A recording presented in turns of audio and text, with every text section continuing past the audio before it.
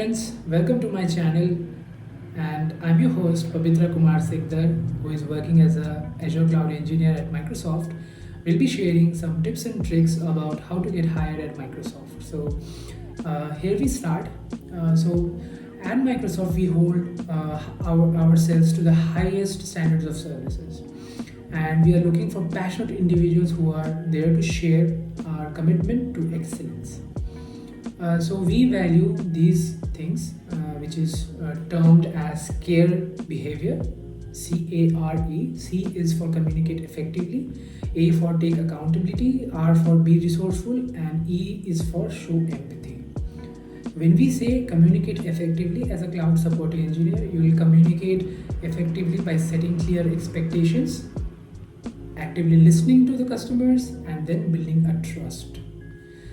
So when I say take accountability, so you'll take accountability by owning the customer experience, prioritize their needs, and following through on solutions.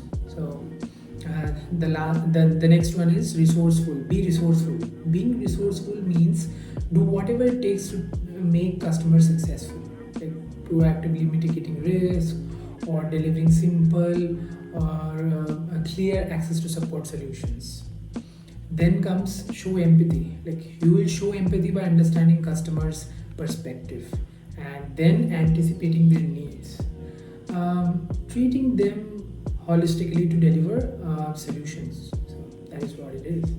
And if you're ready to make that difference and join a team that's customer obsessed, then Microsoft is the place for you. So whatever I have explained so far is, first one is communicate effectively. So in communicate effectively, you will be setting some clear expectations, and you will be listening very well to the customers, and then you'll build a trust. So once you start communicate effectively, you understand what's happening, then you say what you have understood and communicate that, because people who are not good in communication may be very good in technical skills, but when they are conveying the message, they are not that good, and the customer or the other people on the other side may take it a different way.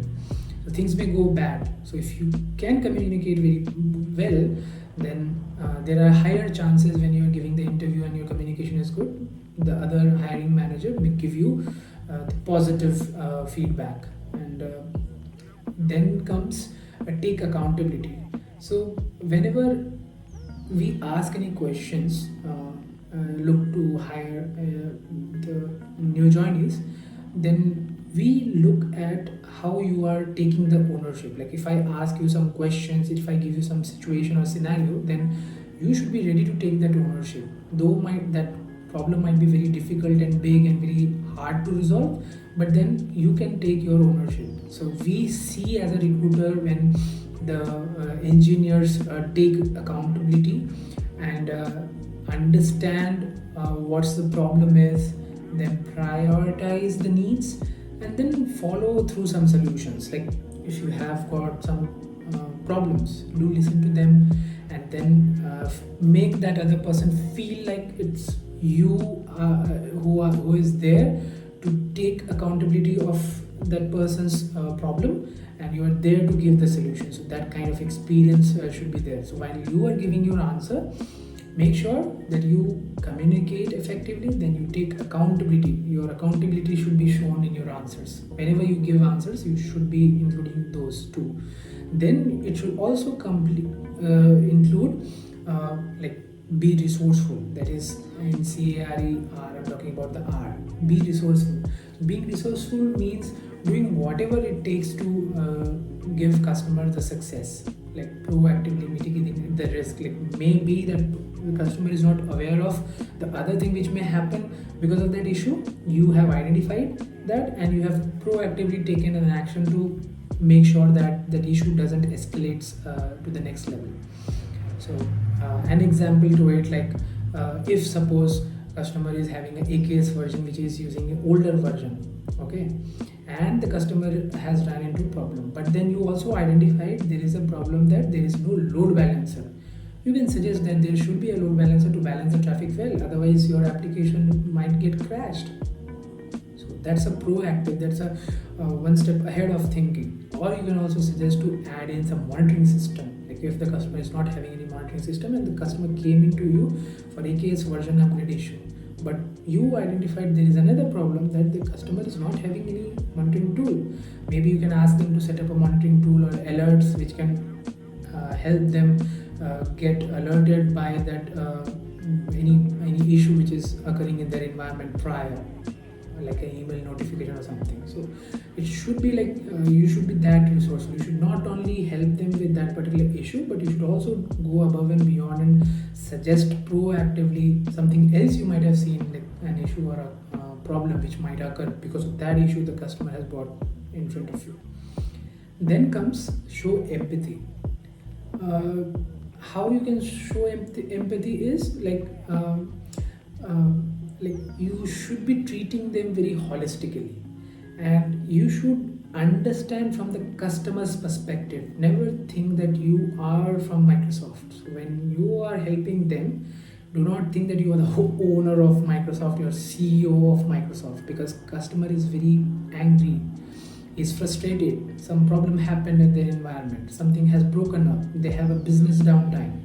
So do not think that you are from Microsoft, hey, we cannot help you, we have certain limits and boundaries and all. But show some empathy. That means like you should understand the pain what customer is currently having, because he has been paying a big chunk of his money for that particular resource, for that particular subscription. That subscription might be having thousands of VMs or thousands of resources running in it, and Microsoft is charging those resources. So you understand that like our business is running because of those resources running in that particular subscription. So you should be showing that gratitude or empathy to the customer, understand their pain, like they're paying so much. Imagine you have bought or purchased something from Flipkart or Amazon and something has gone wrong. Will you spare them, or you'll call the customer care executive and start shouting at them because you have paid for that product and you have got a bad experience? So similar to that, here the customers are using Microsoft service and they are bound to shout about if something goes wrong. So understand their pain, understand their problem, and talk to them in such a way that you understand what's happening. Okay, so that how it should be. So when any question asked to you, be it situational or direct questions, always try to frame an answer. So whenever any question is asked to you, like if a VM is not working, how will you fix that, or what would be your approach to troubleshoot a VM which is not accessible? Your answer should be including these care behaviors, whatever I have explained to you. And also, you should always tell your answer in a very well-fashioned manner. Like always start from the first topic. Like if the VM is not accessible, then try to ping, try to tracer, try to do remote access. And then also there should be also questions coming from your side. Like I do, like when I was interviewed by other hiring managers, I used to ask them like, what is that, or what's the configuration? Is anybody else facing the same question? So try to question. So the more you question, the answer stays there. So if you ask some questions, then there is a possibility, like that is what is the main thing which we see on the engineers, so working as a cloud support engineer or cloud engineers, because until unless you probe. So again, this is also a very important thing to consider while you are interviewing for big tech companies. Not only Microsoft, it can be Amazon, Meta, Google, or any big tech giants, or you can also name any service based company as well. Like always try to probe questions, because if a VM is not accessible, then I do question like, is there any other VM which is not accessible? There might be, the interviewer might say, hey, yeah, the VM is not accessible, as well as the other VM is also not accessible. Then in which region it is? It can both the VMs can be in different region, or both the VMs can be in the same region, based on which I can answer. Then the interviewer might say those are in the same VNet, or can be in the different VNets. Then NSG comes into the picture, So it's very easy to answer. So never get confused, never get anxious, never get scared in the interview, because most of the engineers lose the battle because they get fear, they get scared, they get confused, they get anxious very quickly. They think, oh my god, if I get fired or if I get failed into this interview, then I might not be able to get any chance in the future. Never think about that. Always be very cool and calm and ask counter questions, more questions.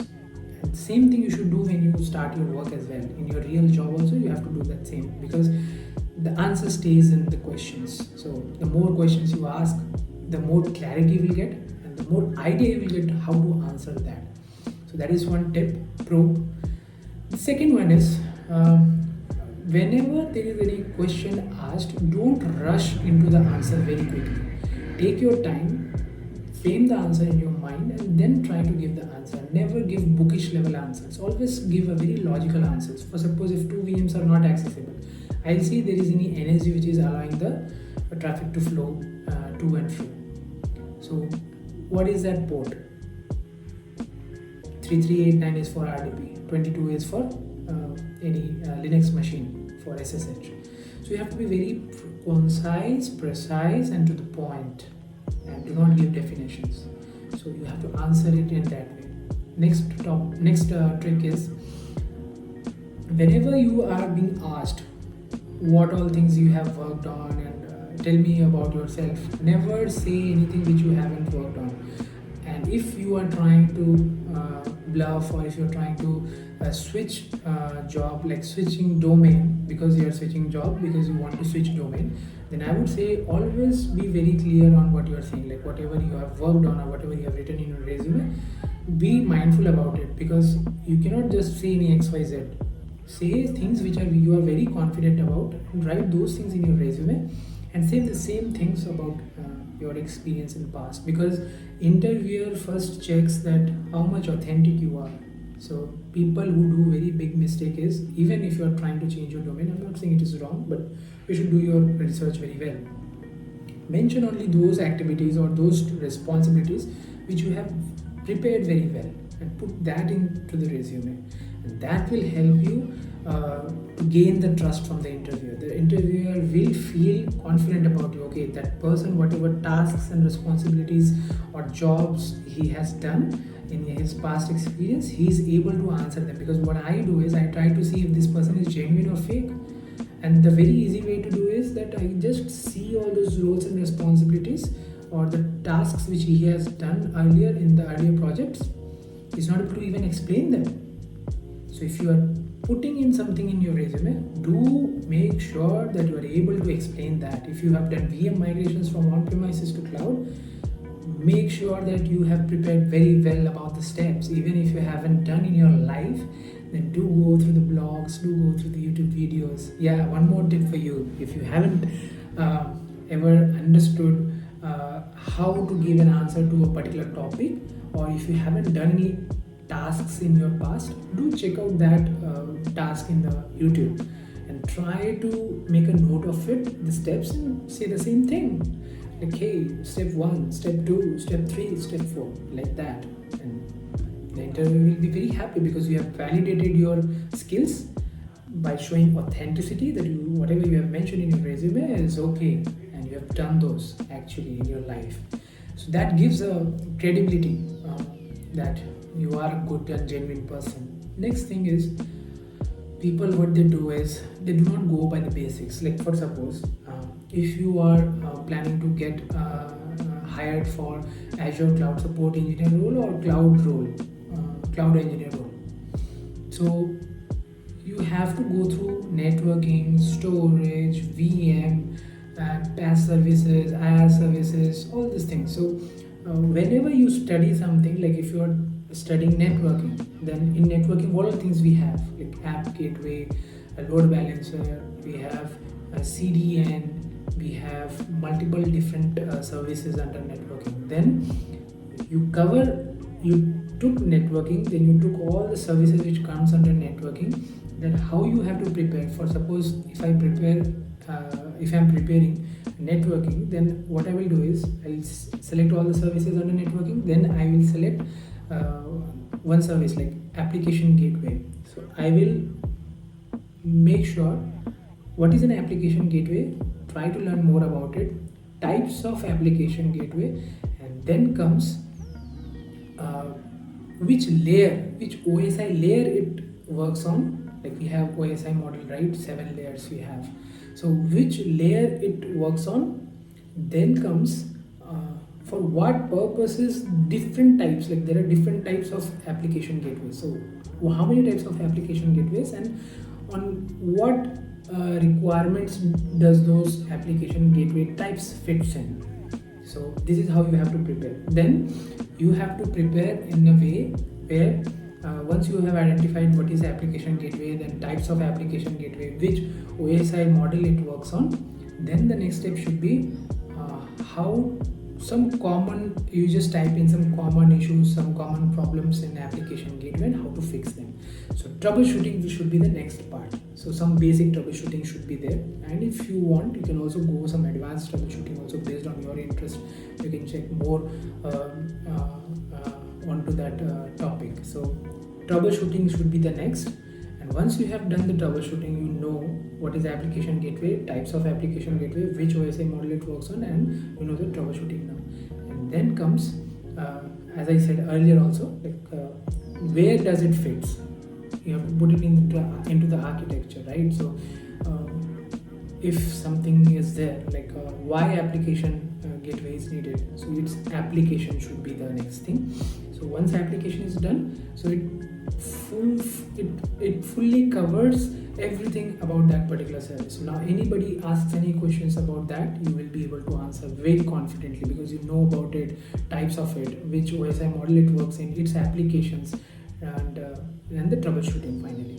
And if time permits, and I would really recommend everyone to do this, really, if you're very serious into your career, so do take a free subscription in Azure and do try and replicate that in your lab, because without hands-on, very few people are there who are able to master it. I would say very less. You have to have very different skills to master without doing actually hands-on. So I would say do hands-on labs and then try to master it. So you may be working in your company and you might have some test subscriptions where you can do these activities. So there will be lots of labs in Microsoft documentation site also, like for application gateway, for VM, how to deploy a VM. For that VM is the step-by-step guided steps are there. You can do those things. And once you have completed your lab, that means you are fully done. Then next is if you have cleared your first round or 2 rounds of technical rounds, which will be mostly like some direct questions like managed, unmanaged, disks difference, or VMSQs or skill sets, VMSS and skill sets difference and stuffs like that. There will be some questions based on situations and conditions, like this has happened and what is your approach in troubleshooting. So people who are giving these answers, as I told earlier, like you should frame the answers in your mind and then start speaking with steps. And also what I would say is ask questions and then be very polite while giving answers. Do not ask the interviewer to repeat the questions. Listen very carefully, because that is also one of the important behavior. You remember in the care behavior at Microsoft, what we give the value. So you have to communicate effectively, then you have to take accountability, you have to be resourceful, you have to show empathy, and these things should be there in your answer. Do not straightforwardly give your answer. Make sure that your answer is compliant with all these care behaviors. Be polite, gentle, show empathy, take responsibility, and hear properly and then listen. Do not say, I haven't understood. Do not say, can you please repeat?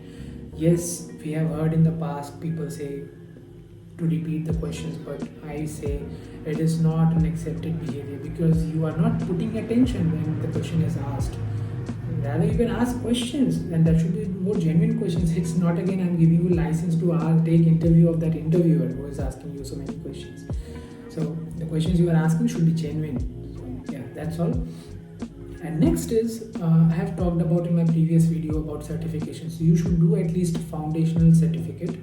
that is AZ900 if you are into Azure cloud administrator work space. And then you should also try to do AZ104, even if you haven't cleared that certification, but at least I would say go with the training of AZ104. That is a must training for everyone to get good overview 360-degree understanding about Azure cloud. So you do take that course, it is there in LinkedIn Learning. You can also do that course in Udemy. You can also see those courses or details about that certification in YouTube as well. And I myself will be posting some videos on Azure Cloud. What I would do is I would not give the entire video, but I will talk about some topics and some things which are mostly asked in the interview. I'll post those videos in my site because I am currently closely working at Microsoft and I know what is more required by the engineers. I'll be putting on all those closed very important topics and subjects which, if you can focus on, will be giving you some advantage or some advantage over others, because you have been following my videos and I do need your support, guys. So this is what about Microsoft recruitment is. So first of all, apply for the positions. You always check and put a filter over there. Microsoft always puts its open positions in career portal. So put the filter saying that Azure Cloud, and you will be getting all the roles for based on the locations you want. Like if you are in India, you can select Noida, Hyderabad and Bangalore, and then put Azure Cloud in the filter, and you will be able to see all the open positions. And go ahead and apply as many times as you want, because you have to be first of all fearless that hey, I might apply and then I might not be prepared for this interview. You have to first of all take that out of your mind. Go ahead and apply, and if you get to hear back from the recruiter, start preparing. And I should say you should prepare way earlier to that, and then you should be very confident. Follow my video so that you can get interviewed by Microsoft and you can get hired by Microsoft, and that is what my purpose is with this channel.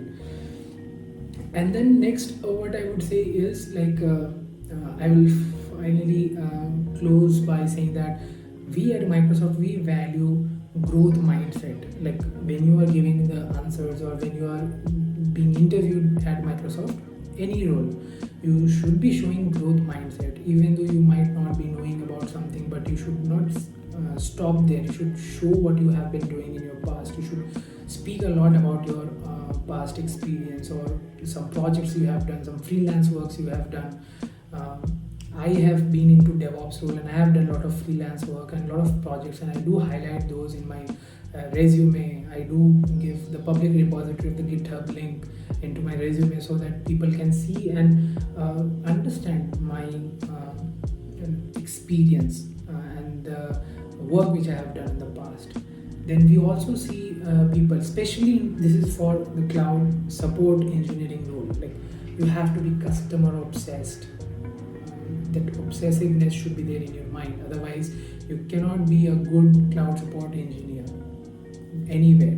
Like we as a Microsoft product based company, we do have customer obsession in our mind when we sorry, I was saying it is for cloud support, but it is for all the roles, because we develop products, right? And we have to hear from the customers and we have to be customer obsessive, what they want, and based on that we have to deliver them. Then we also value diverse and inclusive. So you should not be fearing about that your identity might be different, but if you reveal that to us, then we may not hire you. But I would say we at Microsoft, we do value your gender, we do value your ethnicity, we do value where you come from, your identity, be it whatever it is. And mind you, I would like to tell that Microsoft also stands strong for Pride community. We have Pride group, which is an employee resource group in our Microsoft, and we do give value to our friends, and we do create awareness about this community, that is LGBTQIA plus community, and we do value everyone, whoever is coming from whatever background they have. We do not treat anyone differently. We are open to everyone, and we love and appreciate whoever is having high enthusiasm and is there to make a difference, and that is what Microsoft stands for. And then we also stands for One Microsoft. Here at Microsoft, our culture is, it's not you, me, and other has done the work. We say it's One Microsoft. Whoever it is done, it's One Microsoft. We all have achieved this. It's not you who has achieved. So there is no hero culture at Microsoft. It's all together we stand and together we fall. So that is what we follow at. That is very famously known as One Microsoft culture at Microsoft. You can find that in the internet as well in search. And then we do give value to people who are making difference, who are there to make a difference. So if you're there to make a difference, if you do your work diligently, and if you do it extremely well, and you are highly skilled, and you're there to support this world of technology, we are there for you, and Microsoft will give you immense opportunity to grow and scale heights. So that is what at Microsoft we do.